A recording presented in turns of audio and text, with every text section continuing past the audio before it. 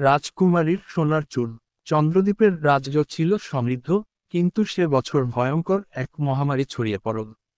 রাজ্যের শত শত মানুষ আক্রান্ত হচ্ছিল, কিন্তু কোনো ওষুধই কাজ করছিল না।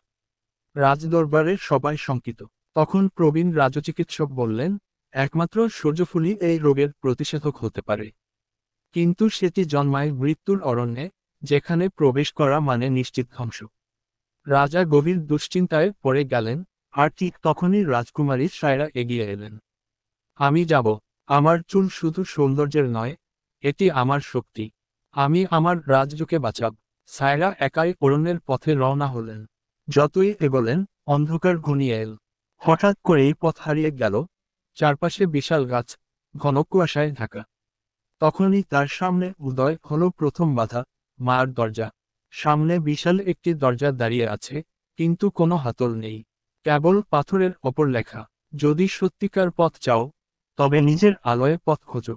সায়রা বুঝলেন, এটি কোনো সাধারণ দরজা নয়।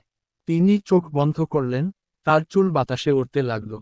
সোনালি আলো দরজায় পড়তেই সেটি খুলে গেল। অন্ধকারের ভেতর একটি উজ্জ্বল পথ দেখা গেল, আর তিনি সামনে এগিয়ে গেলেন। সামনে এক কালো নদী, যার পানি ধোয়ার মতো গাঢ়। কোনো নৌকা নেই, কোনো সেতু নেই। ঠিক তখনই বাতাসে ভেসে এল এক কণ্ঠ, শুধু যার মন বিশুদ্ধ, সেই এই নদী পার হতে পারবে। সায়রা নির্ভয়ে এক পা বাড়ালেন। আশ্চর্য, তার চুলের আলো পানিতে পড়তেই নদী আলাদা হয়ে গেল, আর মাঝখানে একটি সোনালী পথ তৈরি হলো। তিনি সেই পথে পার হয়ে গেলেন।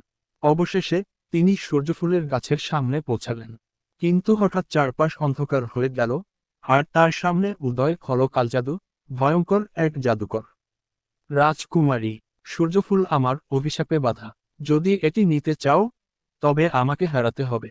সে ভয়ঙ্কর আগুনের গোলা ছুড়ল, কিন্তু সায়রা ভয় পেলেন না। তিনি তার চুল বাতাসে ছড়িয়ে দিলেন, আর মুহূর্তেই সোনার আলো চারপাশ ঝলসে দিল।